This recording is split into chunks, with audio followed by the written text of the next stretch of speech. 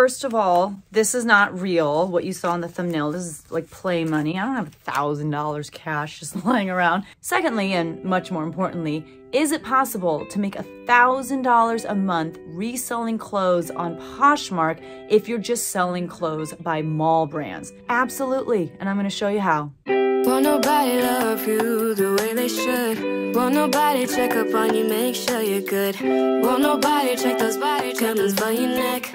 Hi everyone, my name is Becky Park and I'm a part-time reseller on a bunch of different platforms, but in today's video, we're going to be focusing specifically on Poshmark, specifically on selling mall brands, because these are the kinds of things that I find most often at my thrift store. I live on a college campus, and although I love watching other resellers haul their Ula Johnson and their A Piece Apart and their A Goldie all the time, and you know, they haul these really amazing things, when I go to the thrift store, it's all like J. Jill and American Eagle and Maurice's. And I think that there are a lot of you who are in a similar boat as me. And so the question becomes, can you make $1,000 a month selling those kinds of brands? If you don't have access to some of these higher end brands, can you still make good money? The answer is absolutely yes. And what we're going to do is we're going to start with the math of it all. I am one of those special Asians who hates and is horrible at math. All right, so I have my handy dandy calculator here. So we're talking about making $1,000 of profit a month. So let's break this down. If I want to make $1,000 a month, I don't want to do it selling $5 items here, $10 items here. That's going to require a lot more work than what I'm willing to put in. So what I would recommend is to find pieces that are going to sell for $25 or more. And later on in the video, I'm going to be sharing with you 10 different brands that I believe you can source that will allow you to do that. And I'll go even more in depth regarding those brands on what kinds of pieces you should be on the lookout for given the brand that we're talking about. So if we're looking to make $1,000 of profit and we want to sell things at $25, we're just going to use $25 as our price. We have to first figure out how much of that $25 actually makes its way into our bank account. So you know, if you've been selling on Poshmark, that when you sell an item for $25, you don't get to pocket $25 because Poshmark is going to take their 20% cut. So 20% of 25 is $20. And then you have to take into account your cost of goods. How much did you pay for that item to bring it home and sell it? Let's use just a fixed price of $5. To be honest, that's a little bit more than I would spend on some of these mall brands, but just to make it easy and to kind of keep it a little bit on the higher end, to give ourselves some wiggle room, we're going to say $5 as our average cost of goods across the board. So if I had $20 after Poshmark fees, if I subtract that cost of goods, that means whenever I sell an item for $25 on Poshmark, I am going to pocket $15. So now what we have to figure out is how many times do I have to make a profit of $15 to make $1,000 in a month? If I take 1,000 and I divide it by 15, I have to do that 66.66 times. That seems like it's doable, right? That's like 2 sales a day. However, let's be real, if we list 66.6 items in a month, that does not mean that all 66.6 of those items will sell in that first month. I think a good rule of thumb is to list twice as much as the amount that you want to sell. So if you want to sell 66.66 items a month, then I think you actually need to list 133.33 items a month. That seems a little bit more overwhelming, and you're probably like, oh gosh, I don't know if I can do that. That is assuming a 50% sell-through rate, that if you list 133 items, you're going to sell through at least half of those. So let's just assume that you have a pretty good sell-through rate of 50%, that you're selling through 50% of your items within the month that you're listing them. And let's assume that you are doing a good job of your listings. Let's assume that your photos look great. Let's assume that you're picking up the kinds of pieces that people are actually looking for in good sizes, and let's assume that your stuff is selling. So the goal is to list 133 items a month. It seems a little bit daunting, but let's break it down. So 133 items a month, if we break that down into 4 weeks, that comes out to 33.33 items a week, which isn't horrible. And then if we break that down even further into days, so if I divide that by 7, that means we only have to list 4.76 items a day, which is 5 items. That's not horrible. Hopefully that doesn't sound overwhelming to you. And I really truly do believe that if you are able to list 5 items a day that you can sell for $25 or more, that you will be able to make $1,000 of profit in a month just selling mall brands. I'm going to pause here and comment on my math really quickly because I know some of you are probably asking yourselves, but what about the $333-ish spent on inventory that hasn't sold yet? You haven't taken that into account, so it's not really $1,000 of profit. You can look at that however you want. I would argue that it still is, in the sense of that $333 that you spent on the inventory that hasn't sold yet is inventory that will eventually sell. So you can look at it how you want. If you want to add in a few more listings per day to kind of cover that, you totally can. But I did want to comment on the fact that I know there is that little discrepancy of what about the cost of inventory that hasn't sold yet. So now what I'm going to do is I'm going to share with you 10 different mall brands that I think are worth looking out for, as well as what kinds of pieces from those mall brands you should focus on. Before I even talk about that, let me talk about why I do love selling mall brands myself, as well as just some overarching tips when it comes to selling mall brands. One of the reasons I love selling mall brands is because people are familiar with mall brands. They have worn clothes from these brands. They are loyal to these brands. They know what size they wear in these brands. And so they're willing to spend money on these brands because there's not as much risk attached to it versus if they were trying out, like a high-end brand like Ulla Johnson for the first time. They have no idea how they fit in Ulla Johnson, and they're scared to drop $200 for a blazer that may not end up working out for them in the end, and they're stuck with it because Poshmark doesn't allow for returns. So I do think that people are very often searching for mall brands on Poshmark. And furthermore, if you carry a lot of items from a specific mall brand in that person's size, there is greater potential for people to bundle multiple items, helping you make an even bigger sale than just the one item selling one at a time. That being said, some overarching tips that I have for you when it comes to purchasing mall brand items, and I would say that this isn't even just for mall brands, but really for anything.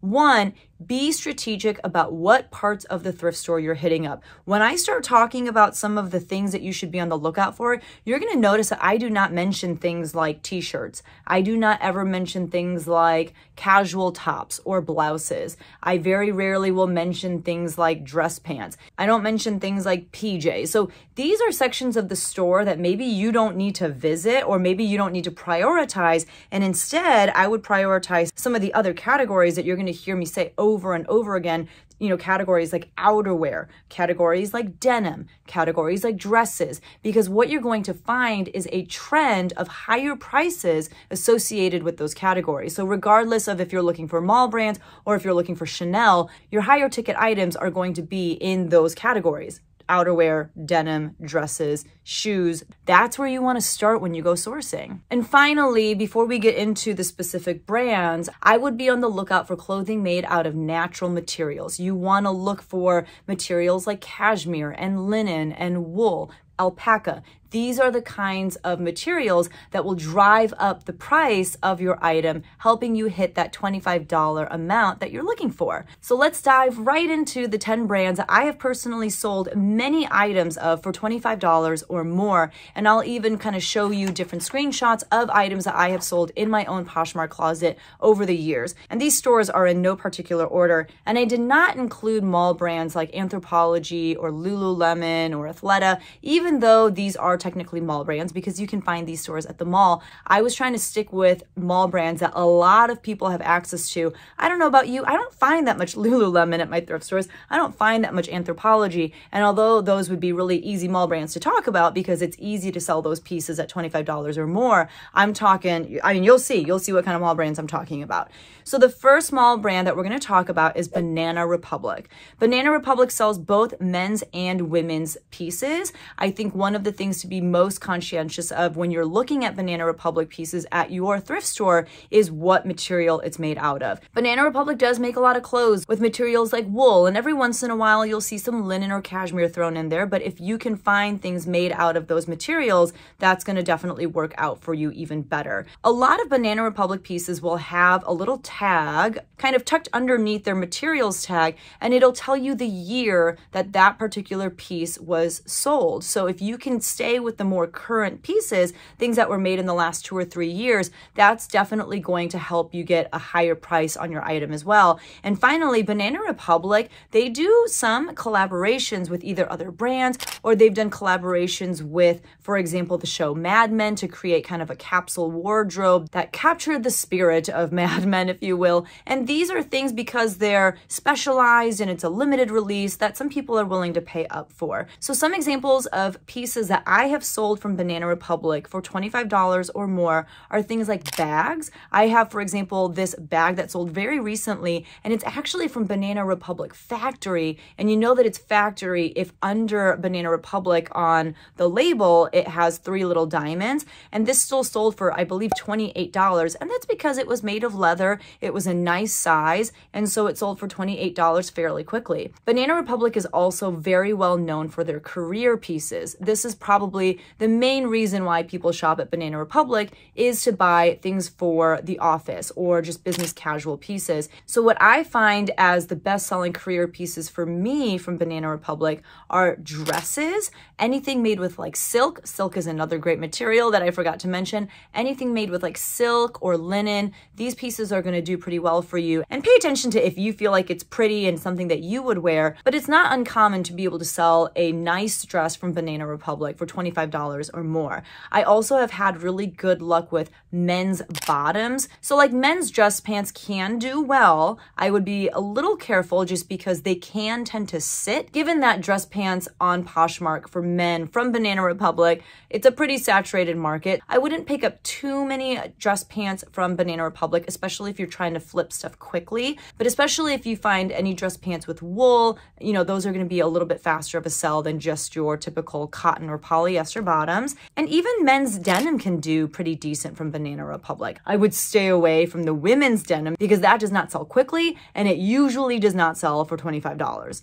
And then the last thing that I would be on the lookout for from Banana Republic is outerwear. Outerwear for both men and women is going to do extremely well, especially if that outerwear has any wool or cashmere in it. Those pieces can actually sell for like $50 or more if you're picking up good pieces. The last thing that I'll say about Banana Republic as far as the women's clothing is concerned is that they do offer some things in a longer or tall size. And if you're able to find those, sometimes that means you can drive up the price just a little bit too, because it's a specialized size that a lot of people who need that size have a hard time finding.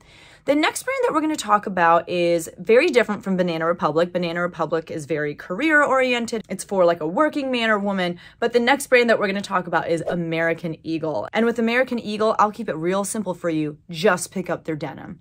Everything else is really not worth your time and energy because it's probably not going to sell very quickly and it's not going to sell for very much. I have tried selling American Eagle dresses and shoes and tops and sweaters, and nothing sells very well for me except for their denim. American Eagle, again, will have a little tag underneath the materials tag that tells you what year that particular pair of jeans is from, and you want to stick to more recent years because those are going to be the trendier styles of denim. Right now, for women, I'm really only picking up denim from American Eagle if it's high-waisted. I'll still pick up the jeggings, I'll pick up mom jeans, I'll pick up straight leg jeans. It just has to be high-waisted, and button fly is definitely a plus, as well as distressed denim. American Eagle men's denim does incredibly well as well. Again, you just want to look at the year and make sure that you're picking up the more recent styles. Finally, a lot of American Eagle denim has a tendency to pucker around the crotch area, so you want to look over especially the crotch and just make sure that there isn't any major puckering. If there is, I would leave that behind. The third brand that we're going to talk about is a brand that I have been hyping up like crazy for the past few months because it's just been doing really well for me. And it's been doing really well for me not only on Poshmark, but on a bunch of other platforms as well. And that brand is Talbots. Talbots is similar to Banana Republic, except for the fact that it's only for women. And while they do have some really great career pieces, I think that women also like to shop at Talbots for more casual pieces. Talbots also has, I don't know if you'd call it an athletic line, but they have a line that's a little bit more loungewear, if you will, athleisure, I don't know. But it's called Tea by Talbots, and some of those pieces can do okay. So with Talbots, there are two main tags that you can look out for. One is the vintage label, and I would say for the most part, you want to leave that stuff behind, except sometimes it can pay off depending on the style, depending on what the item is made out of. I have picked up vintage pieces from Talbots and done really well with them. It just depends. But the newer label, it just looks a little bit more modern and contemporary, and those are the pieces that you want to be on the lookout for the most part. Talbots also makes clothes out of beautiful materials like silk, like linen, like cashmere and wool. So that's the clothes you want to be on the lookout for, is clothes made out of those materials, because they will sell for more than pieces that are made out of cotton or polyester. So when it comes to Talbots, I have had really great luck with their sweaters. Again, a lot of times sweaters will have wool or cashmere in them, so it makes sense, and it's a little bit more substantial of a piece. I've had really great luck with their outerwear, and this is where even vintage Talbots can sell really well, especially if you're looking at things like a vintage leather jacket from Talbots. I've had some really great luck with their dresses. I think their dresses definitely are a little bit more career oriented, although they also have dresses that you can wear to places like weddings or to bridal showers or things of that nature. I have sold some loungewear pieces from Talbots for over $25. Usually it's like a zip up hooded top and like sweatpants or something, but it's like a set, and that's why it'll sell for $25 or more. And Talbot's shoes can actually sell for a pretty penny as well. So lots of things from Talbot's will sell for $25 or more for you. And the reason for that is because the retail price of clothes at Talbot's is so high. Talbot's is extremely expensive, and they make really high quality clothes.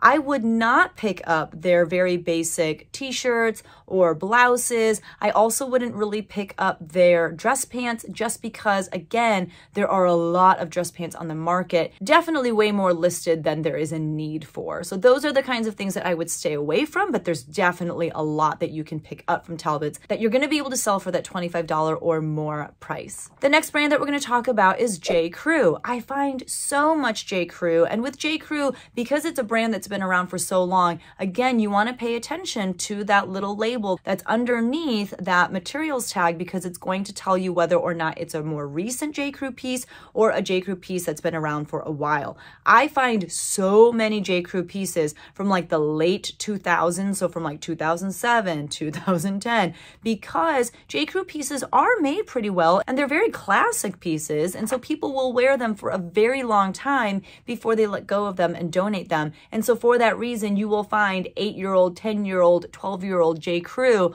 all the live long day. That's why it's really important to check for recency. And that's not to say that if it wasn't made in the last 3 to 4 years that it's not worth picking up. I have had some success with older J. Crew, but it's gonna be much harder. So with J. Crew, they again sell women's and men's pieces. There's vintage J. Crew, just kind of old J. Crew, and more recent J. Crew. J. Crew also will have some pieces made out of nicer materials like wool, like silk, like linen, and you want to be on the lookout for that. And J. Crew also has done some collaborations with different brands, and sometimes those pieces can do really well. Like this pair of shoes right here, J. Crew had done a collaboration with an English, I want to say like printmaking company. I don't remember exactly what the story was, but because of that, this pair of shoes was actually pretty sought after and sold for a very good amount. So the kinds of things that I have had luck with from J. Crew when it comes to selling pieces for $25 or more are men's sweaters and denim. Women's sweaters can do okay as well, but men's sweaters do much better for me. And men's denim does really well from J. Crew, whereas women's denim does not. I mean, I think there are probably some pieces that will do okay, but for the most part, whenever I try to sell women's denim, it either sells under $25 or I'm hanging on to it for a pretty long time. J. Crew outerwear can do really, really well. They have some beautiful trench coats, or just, you know, the kind of coats that you would wear to the office. A lot of their coats are made with wool or cashmere, and a lot of times they retail for a ton. So if you can find their outerwear, sometimes you can do really well with that. Like I said, J. Crew has been around for a while, so I've even had some luck with their 90s vintage pieces, because the 90s are in right now, and J. Crew was definitely very popular in in the 90s. And there are certain styles like this little denim jumper that can do really well because it harkens to a simpler time. J. Crew also sells a lot of career pieces. Some J. Crews even go so far as to sell men's and women's suits, you know, like actual 2-3-piece suits for men, skirt suits, pantsuits for women. Those are pieces that are pretty expensive. Again, I would steer clear of the women's dress pants just because there are a lot of them on the market. I have had some luck with men's dress pants in terms of being able to sell them for more than $25, but even with those, I tend to sit on them for a little bit longer, and it's a little bit harder to get to that $25 price point. But I have had some luck here and there with blazers or entire suits for $25 or more. The last tip that I'll give you when it comes to J. Crew is that J. Crew also offers tall and long sizing on some of their pieces. And so if you're able to come across one of those, like this piece right here, that I think will help something sell for a little bit more than if it were just, you know, a regular size, because that tall or long size is a little bit harder to find. The next brand that we'll talk about is Torrid. Torrid is a mall brand that is a little bit more casual. I think it's geared more towards like teens and college students. That's not to say that if you're not one of those two, you can't wear Torrid. And Torrid is a plus size brand. Torrid traditionally does not really make clothing out of great materials. I don't know that I've ever found like a cashmere piece at Torrid or anything made out of silk. I would say that the majority of the pieces that I find at Torrid are made of polyester. That being said, there are some pieces from Torrid that will sell really well for $25 or more. For me, those pieces are their dresses. I've had so much luck with Torrid dresses, and so whenever I find one, if it's in good condition and if it's pretty recent, I will probably pick it up. Again, Torrid is another brand where they have a little tag underneath the materials tag that will tell you what year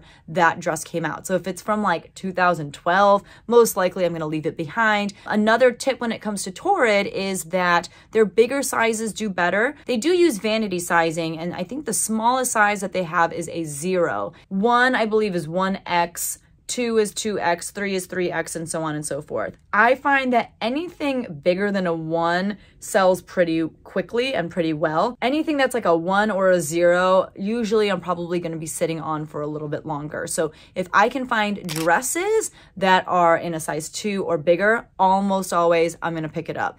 I know some people have a lot of luck with their denim. I have a hard time selling their denim for $25 or more on Poshmark.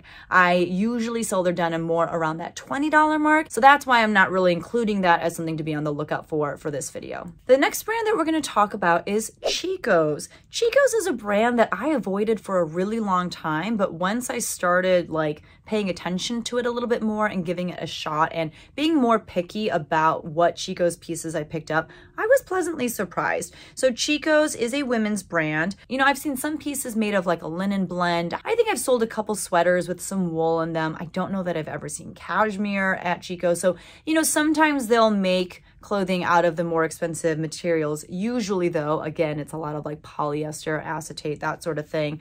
And Chico's, they use vanity sizing as well. So they have like 0.5, 0, 1, 2, and the sizes all mean something different. With Chico's, for the most part, I find that the bigger the size, the easier it is to sell. So that's something to keep in mind. So with Chico's, I've had some decent luck with their career pieces. And by career pieces, I mean more of like their blazers. This, for example, was a really cute, kind of like tweed career jacket, kind of a blazer.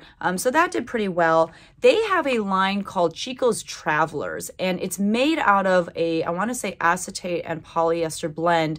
It's very like slinky, it's very stretchy, and it's made to resist wrinkling. So the idea and the reason why they call it Chico's Travelers is because you should just be able to throw these pieces in your suitcase, and when you get to your hotel or wherever it is that you're going, you should just be able to pull these pieces out and put them right on without having to iron them. These pieces can have a following, and I discovered as I was going back to do, you know, my research for this video that I have sold a good number of the Travelers pieces for $25 or more. So if you find Chico's Travelers and it's a bigger size, it might be something worth picking up. I've also heard that their So Slimming jeans can sell pretty well. I do have an example of one pair that I've been able to sell for that $25 price point, but it's another one of those things that I have not really sold very much of. I just haven't had very many in my possession. I did recently pick up a few pairs, so I will try them out and let you know in the future. Definitely make sure that if you haven't yet, that you subscribe to my channel, because every week I put out a what sold video sharing with you everything that has sold for me in the past week. And that's where you can learn about more brands and more styles that are selling well. So if you want to know how those So Slimming jeans do for me, you know, if you subscribe, then YouTube will let you know when those videos come out. But I have, you know, some experience selling these jeans for $25 or more. So I'd say if you find some in good condition for cheap enough, maybe it's worth picking up.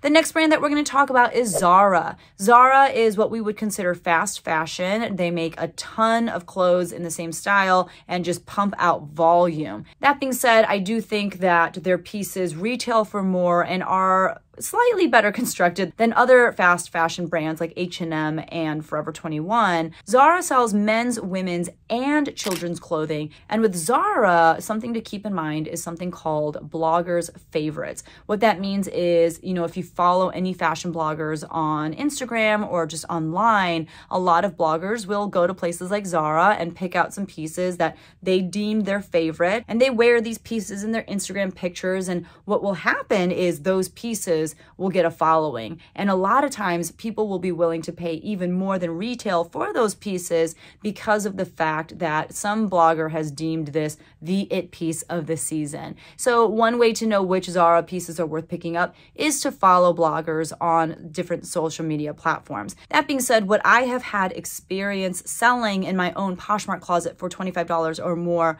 are men's bottoms. So I have this example of like these white jeans with like graffiti all over them, as well as just these black, I don't know, they kind of appear to just be like joggers, but they both sold for $25 or more. And then also Zara is just known for being very trendy. So anything that's very on trend that people don't want to pay top dollar for, they'll still pay, you know, $25 to $30 for if you have it and it's in good condition and it's a little bit more substantial of a piece. So things like sweaters, things like jackets, but if it's a simple t-shirt or something like that, I would leave it behind because it probably retailed at the store for like $10 to $15 to begin with. The next brand that we'll talk about is Loft. Loft is one that I want to caution you to be very careful of because there is so much Loft on Poshmark.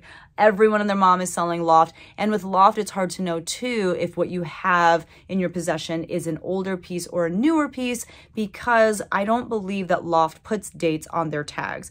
That being said, Loft is a women's brand. It does carry a variety of sizes, including some, you know, again, like tall or long sizing. I think that the bigger sizes from Loft do really well. And you can find some pieces from Loft that are made of a wool blend or things that are made with some linen. For the most part, Loft is known for their career pieces, but I have seen some of their more like trendy pieces do okay. For example, this jumpsuit I was able to sell for $25 or more. One of the reasons being that it was a bigger size. I believe it was a size 12. And then another piece that, I mean, I think you could wear this to the office, but this black dress with like faux leather panels, it was a little bit edgier. You know, it wasn't like your traditional Loft piece. And so that did pretty well. But more often than not, my Loft experience is that it's going to sell for under $20. So again, I would be extremely picky with Loft. It's not impossible to sell for $25 or more, but it's a little bit harder. So for that reason too, I would definitely recommend being on the lookout for new with tags Loft, which believe it or not, is not that hard to come by. So you'll see here 2 examples of dress pants that I was able to sell from Loft. And for the most part, I would say stay as far away from Loft dress pants as you possibly can,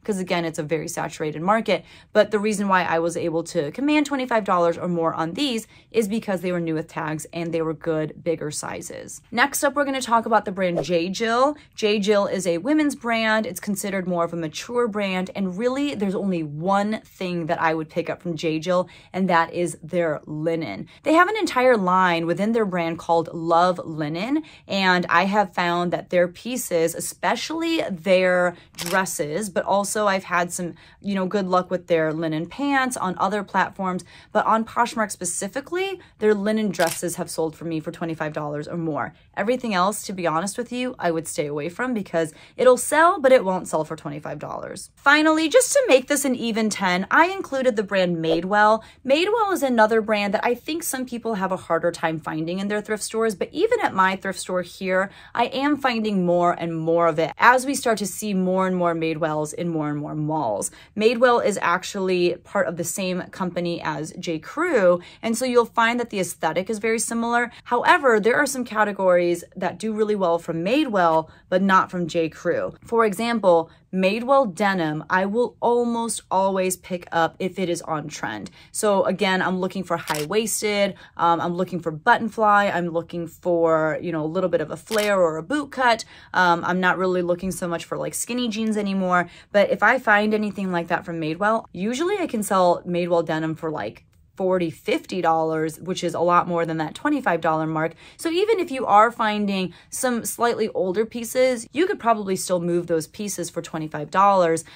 But if you're trying to get top dollar, you want to stick with what's trending right now. I've also had some pretty good luck with Madewell sweaters. Again, Madewell does use, you know, nicer materials sometimes, like wool and cashmere and linen. And so when I find cute sweaters with some of those materials, I will definitely pick them up and do pretty well with them.